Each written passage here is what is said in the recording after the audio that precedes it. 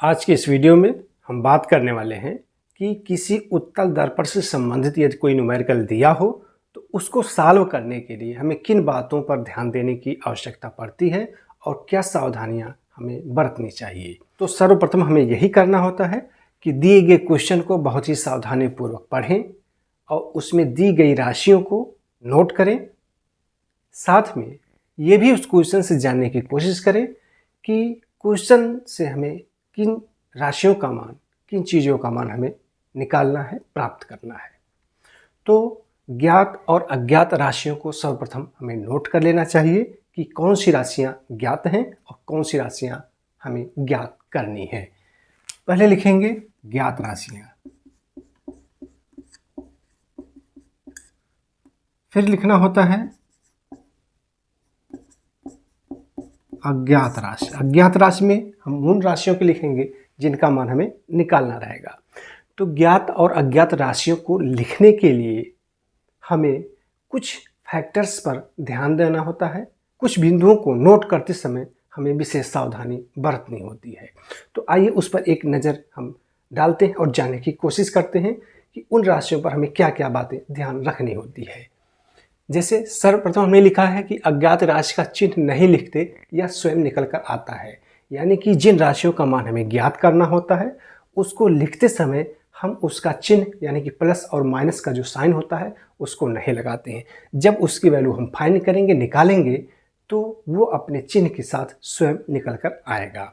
आगे है कि दर्पण से वस्तु की दूरी u निगेटिव साइन के साथ लिखी जाती है, यानी कि जो उत्तल दर्पण है उससे जो वस्तु की दूरी होती है उसको हम U संकेत से, U सिंबल से लिखते हैं और किस चिन्ह के साथ उसके मान को लिखेंगे वो नेगेटिव साइन के साथ लिखेंगे। उसका कारण क्या होता है, मान लेते हैं हमारे पास कोई उत्तल दर्पण है,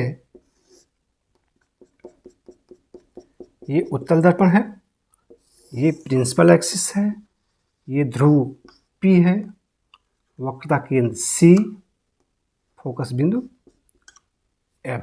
मानक रूप में वस्तुएं हमेशा दर्पण के बाईं तरफ रखी जाती हैं। मान लेते हैं यहाँ पर AB कोई वस्तु है और दर्पण से वस्तु की दूरी U सिंबल से लिखी जाती है। ध्रुव से वक्रता केंद्र तक की दूरी, ये दूरी वक्रता त्रिज्या कहलाती है जिसको R सिंबल से लिखा जाता है।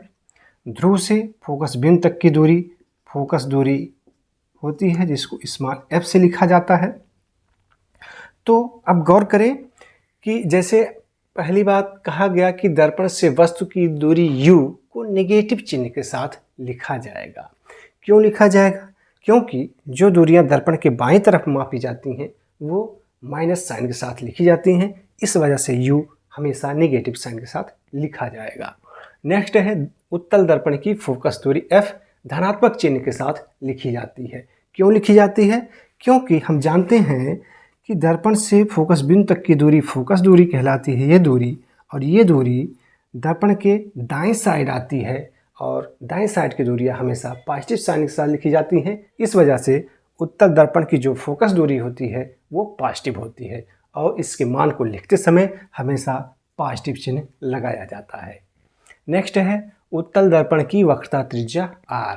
उत्तल दर्पण की जो वक्रता त्रिज्या होती है वो भी पॉजिटिव साइन के साथ लिखी जाती है, क्योंकि वक्रता केंद्र से ध्रुव तक की दूरी वक्रता त्रिज्या होती है और ये दूरी भी दाएं साइड मापी जाती है। इस वजह से वक्रता त्रिज्या R भी पॉजिटिव साइन के साथ लिखी जाती है। नेक्स्ट है दर्पण से प्रतिबिंब की दूरी V। दर्पण से प्रतिबिंब की जो दूरी होती है वो V संकेत से, V सिंबल से लिखी जाती है। यहाँ पर उत्तल दर्पण के लिए ये वैल्यू पॉजिटिव साइन के साथ लिखी जाती है। इसका कारण ये है कि उत्तल दर्पण के बाएं तरफ वस्तु कहीं पर भी रखी जाए तो उसका जो प्रतिबिंब बनता है वो उत्तल दर्पण के दाएं साइड यानी कि दर्पण के पीछे बनता है और आभासी बनता है। आभासी होने के साथ साथ सीधा बनता है, मुख्य अक्ष के ऊपर बनता है। तो जाहिर सी बात है ये प्रतिबिंब A' B' है, ये दर्पण के दाएं साइड बनता है और दाएं साइड की दूरियां हमेशा पॉजिटिव साइन के साथ लिखी जाती हैं। हम जानते हैं कि ध्रुव से प्रतिबिंब तक की दूरी V सिंबल से लिखा जाता है और ये दाएं साइड आ रहा है, इस वजह से V हमेशा पॉजिटिव साइन के साथ लिखा जाएगा उत्तल दर्पण के लिए। वस्तु की लंबाई को हम O सिंबल से लिखते हैं। हम जानते हैं कि वस्तुएं हमेशा मानक रूप में जो रखी जाती हैं, मुख्य अक्ष के ऊपर रखी जाती हैं, वजह से O हमेशा पॉजिटिव साइन के साथ लिखा जाएगा। प्रतिबिंब की लंबाई को हम I सिंबल से लिखते हैं। ये उत्तल दर्पण के लिए हमेशा पॉजिटिव होती है। उसका कारण ये है कि प्रतिबिंब उत्तल दर्पण के लिए हमेशा मुख्य अक्ष के ऊपर बनता है और मुख्य अक्ष के ऊपर की जो ऊंचाइयां हैं, जो दूरी है, वो पॉजिटिव साइन के साथ लिखी जाती है। इस वजह से उत्तल दर्पण के लिए I का मान हमेशा पॉजिटिव साइन के साथ।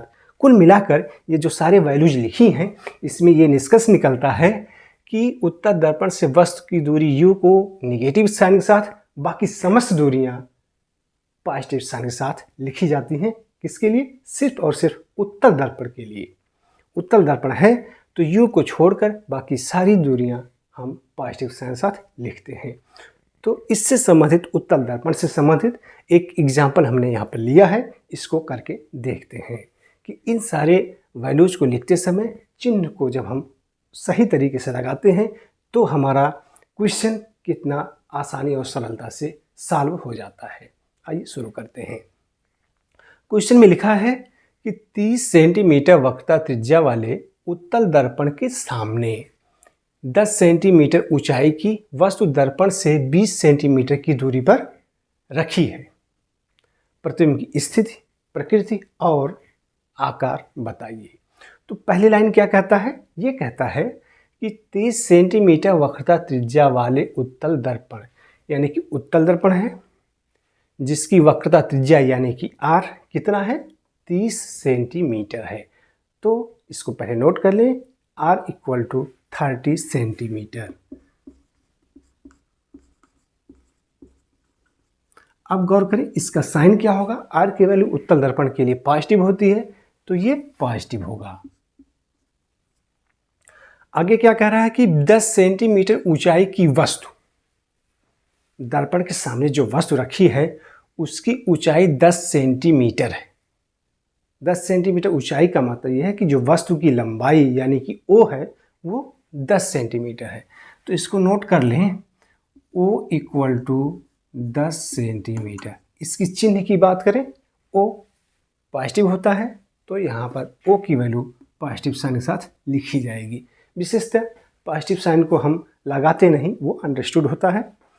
फिर आगे कह रहा है कि वस्तु दर्पण से 20 सेंटीमीटर की दूरी पर रखी है। वस्तु दर्पण से, जो वस्तु है वो दर्पण से 20 सेंटीमीटर की दूरी पर रखा है। हम जानते हैं कि दर्पण से वस्तु की दूरी को U सिंबल से लिखते हैं, तो यानी कि ये जो 20 सेंटीमीटर की दूरी बता रहा है ये U की वैल्यू है, यानी कि U इक्वल टू 20 सेंटीमीटर।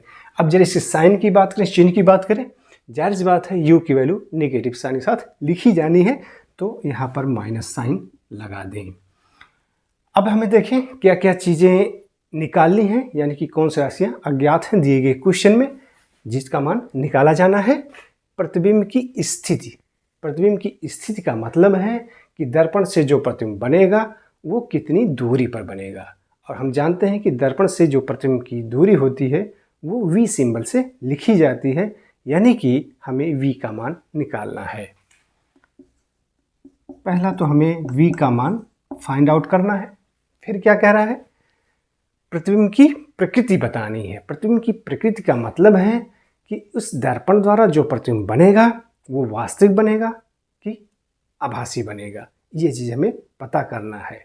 साथ में ये भी उसके साथ पता होता है कि ये सीधा बनेगा कि उल्टा बनेगा। तो प्रकृति का मतलब है हमें उसमें ये आंसर निकालना होता है, ये पता करना होता है कि जो प्रतिबिंब बनेगा वो वास्तविक बनेगा कि सीधा बनेगा कि उल्टा बनेगा। फिर आगे कह रहा आकार बताइए। प्रतिबिंब का आकार। प्रतिबिंब का आकार का मतलब जो प्रतिबिंब बनेगा उसकी लंबाई कितनी होगी, यानी कि I की वैल्यू हमें फाइंड आउट करनी है। थर्ड पॉइंट हमें फाइंड आउट करनी है कि I की वैल्यू क्या होगी। देखें, हमें R की वैल्यू पता है, O की वैल्यू पता है, U की पता है।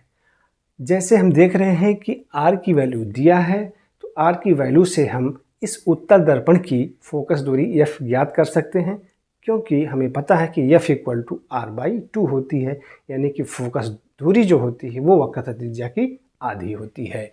तो यहाँ से इसलिए F इक्वल टू R/2 से F इक्वल टू R/2 मतलब 30/2 इक्वल टू 15 सेंटीमीटर, यानी कि जो F की वैल्यू निकल कर आई वो 15 सेंटीमीटर आई।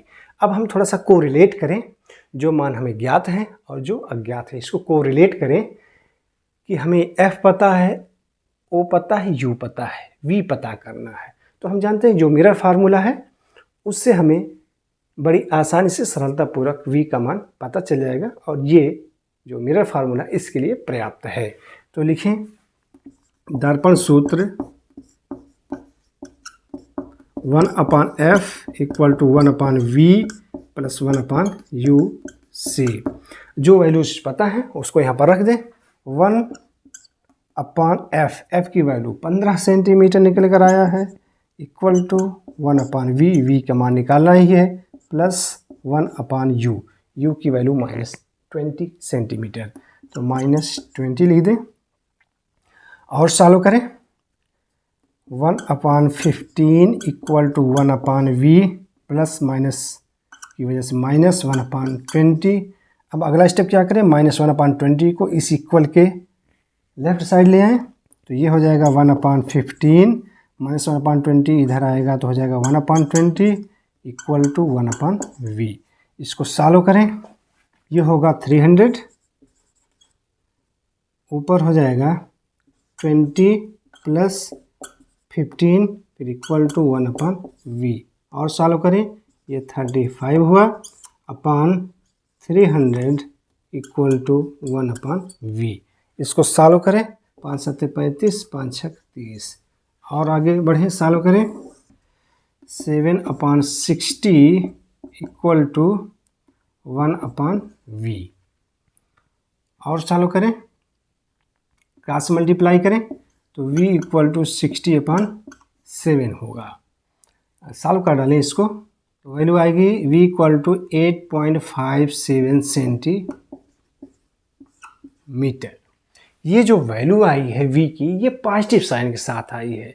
पॉजिटिव साइन होने का मतलब है v पॉजिटिव कब होता है, v पॉजिटिव तब होता है जब जो इमेज बनेगा वो दर्पण के दाएं साइड बने, और जब दाएं साइड बनता है तब वो मुख्य अक्ष के ऊपर बनता है, आभासी और सीधा बनता है। तो इससे दो चीज़ें हमें पता चली। पहले तो ये पता चला, v की वैल्यू पता चल गया कि जो प्रतिबिंब बनेगा वो दर्पण के दाएं साइड 8.57 सेंटीमीटर की दूरी पर बनेगा, और यहाँ पर प्लस साइन ये इंगित करता है कि जो प्रतिबिंब बनेगा वो दर्पण के दाएं साइड बनेगा और आभासी होने के साथ साथ सीधा भी होगा। तो यहाँ से दो चीज़ें पता चली, एक तो v का वैल्यू पता चला और दूसरे प्रकृति भी पता चल गई कि वो आभासी और सीधा बनेगा। थर्ड पॉइंट पर आते हैं, I की वैल्यू हमें फाइंड करना है। हम जानते हैं रेखीय आवर्धन m इक्वल टू -v/u, और जो m होता है m इक्वल टू I/O होता है, तो इस m की जगह पर हम I/O लिख सकते हैं। तो लिखें, तो ये हो जाएगा I/O equal to -v/u। I हमें फाइंड करना है तो I को ऐसे ही रहने दें, अपान O की वैल्यू +10 सेंटीमीटर, तो 10 लिख दें, फिर इक्वल टू -v की वैल्यू 8.57, या तो आप चाहें तो 60/7 भी लिख सकते हैं कैलकुलेशन की सुविधा के लिए। 60/7 अपान u की वैल्यू -20 माइनस कैंसिल हो गया, और सॉल्व करें तो I/10 इक्वल टू 60 अपान, इसको सॉल्व करेंगे 7 × 20, 20 × 60, और सिंप्लीफाई करें, I/10 इक्वल टू 3/7। सिंप्लीफाई कर लें, I इक्वल टू 10 से 3 में मल्टीप्लाई करेंगे 30/7, और सिंप्लीफाई करें, सॉल्व करेंगे तो जो इसकी अप्रॉक्स वैल्यू आएगी i इक्वल टू 4.28 सेंटीमीटर। ये i भी प्लस आया, i प्लस आने का मतलब है ये मुख्य अक्ष ऊपर बना है। जाहिर सी बात है, आभासी और सीधा था तो मुख्य अक्ष ऊपर ही बनना था, तो i की वैल्यू पॉजिटिव ही आनी थी। तो इस तरह हमने देखा कि ज्ञात राशियों का मान उचित चिन्हों के साथ लिखने पर हमें अज्ञात राशियाँ किस प्रकार सरलता से प्राप्त हो जाती हैं। तो उम्मीद है इस वीडियो से आप उत्तल दर्पण से संबंधित समस्त क्वेश्चंस को बड़े ही आसानी से इजी तरीके से सॉल्व कर पाएंगे।